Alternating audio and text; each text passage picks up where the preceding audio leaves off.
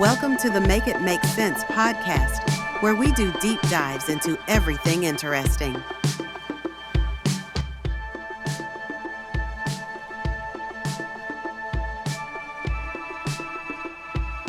All right, everybody, let's jump right in. Today, we're diving deep into the world of Pilates. You know, I've been hearing so much about Pilates lately, and I know a lot of you have been too. So we wanted to really dig in and figure out, what's the deal? Is it just hype, or is there something really there? Because we see it everywhere now. Mm-hmm. But does it live up to the hype? Exactly. So to figure that out, we've got some awesome sources lined up.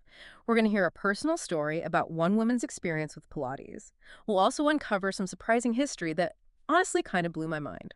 And to top it off, we'll even get into some of the science behind Pilates. Yeah, I think that's key. Because so much of fitness can feel kind of superficial, Yeah.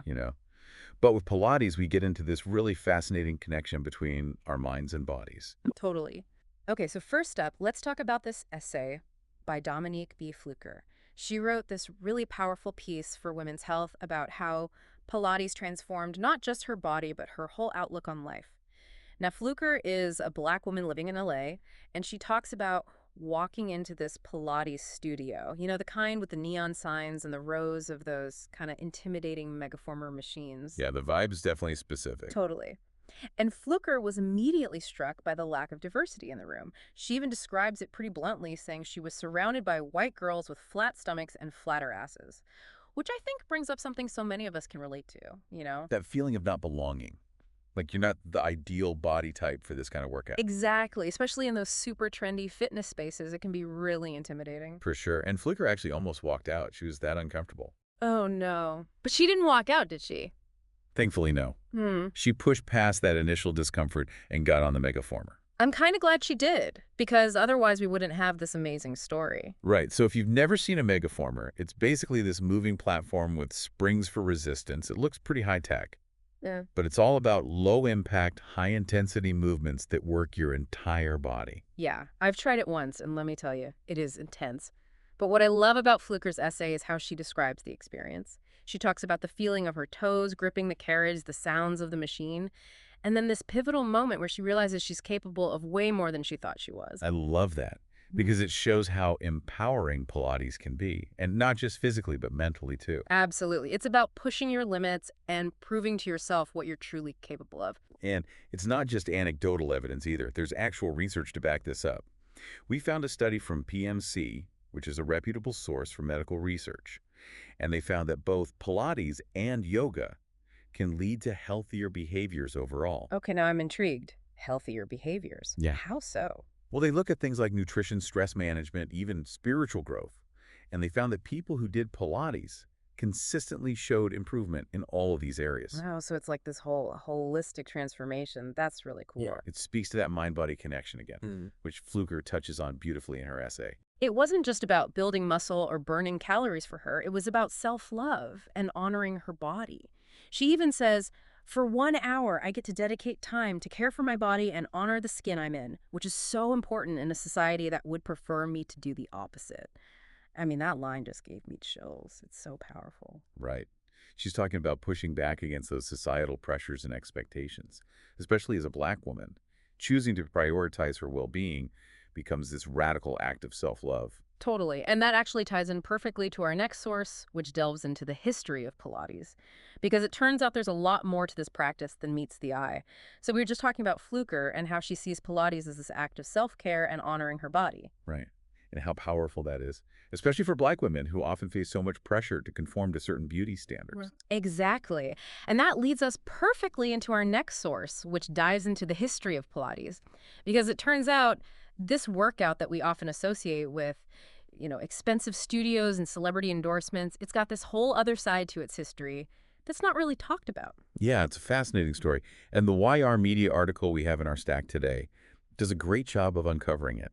It highlights the story of Kathy Stanford Grant, a black woman who played a huge role in bringing Pilates to the United Yeah. States back in the mid-20th century. Wow. Okay, so we're talking like 1940s, 1950s here. And Stanford Grant was this incredible dancer and choreographer. She actually learned Pilates directly from Joseph Pilates himself, like the OG Pilates. Wrote the man himself. Exactly. And she becomes one of the very first certified instructors in the entire method, eventually opening her own studio in New York City.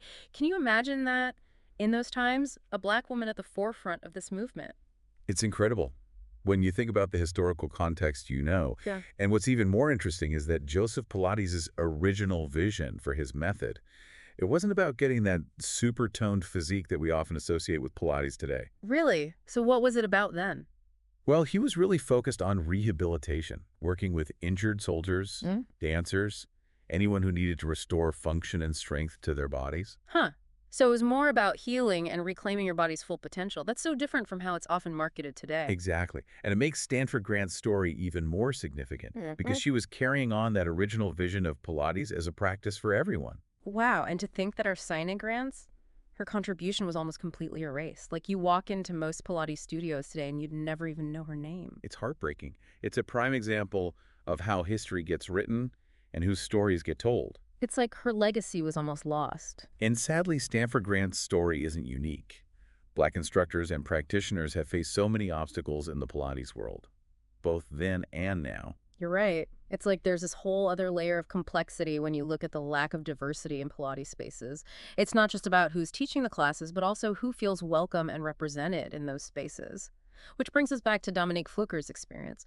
She talked about feeling out of place in that studio, surrounded by people who didn't look like her. And how important it is for her to carve out that space for herself. Yes, it's like she's reclaiming Pilates in a way, making it her own. Exactly. And that's what makes this whole conversation so crucial. We have to acknowledge the history, celebrate the pioneers like Kathy Stanford Grant, and challenge the lack of representation that still exists today. It's amazing, isn't it, how this workout has this whole other dimension when you start digging into its history? Totally. It shows how important it is to look beyond the surface and uncover those untold stories. For sure. But I think now we got to talk about the science. Because we've heard about the personal experience, the historical context. But what does the research actually say about Pilates and its benefits? Absolutely. And luckily, we've got some good data to work with. Remember that PMC study we mentioned earlier? The one about Pilates and yoga promoting healthier behaviors. Exactly. That's the one. Now, this study wasn't just looking at like weight loss or muscle gain. They were looking at a broader range of what they called health-promoting behaviors. Okay, what does that mean? Like, what kind of behaviors? So they focused on 6 key areas. Things like nutrition, stress management, sleep quality, even spiritual growth. Wow. Okay, so it's really about the whole picture, not just the physical stuff. Exactly. It's about how these practices impact our overall well-being. And the results were pretty impressive. Tell me more. What did they find? Well, people in the Pilates group showed significant improvement across all 6 areas. No way, seriously. Yep. For example, they started making healthier food choices, managing stress more effectively. Some even reported feeling a greater sense of spiritual connection. That's wild. So it's like Pilates creates this ripple effect. Those positive changes on the mat start to influence other areas of your life. That's a great way to put it.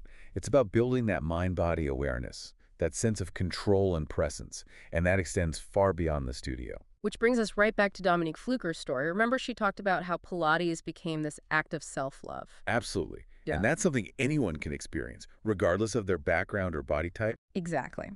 So as we wrap up our Pilates deep dive, here's what we've learned. First, Pilates is more than just a trendy workout. It has this incredibly rich history, and it offers benefits that go way beyond just physical fitness. Second, representation matters. We have to acknowledge the pioneers like Kathy Stanford Grant and challenge the lack of diversity that still exists in many Pilates spaces. And finally, the science backs it up. Pilates can truly transform our lives in a holistic way, impacting how we move, how we feel, and how we show up in the world. It's really quite amazing. And it leaves us with this question. How can we all incorporate more mindful movement into our lives, no matter where we come from or what our fitness goals might be? That's a great question to leave our listeners with. So as you go about your day, think about that. How Okay. can you bring more of that Pilates mindset into your own life? Thanks for joining us for this deep dive into the world Thanks of for Pilates. listening to It's a another fascinating episode journey. of the Make It Make Sense podcast. As always, if you learned anything from this episode, please take a moment to like this video, or if you found it intriguing and want to hear more, consider subscribing.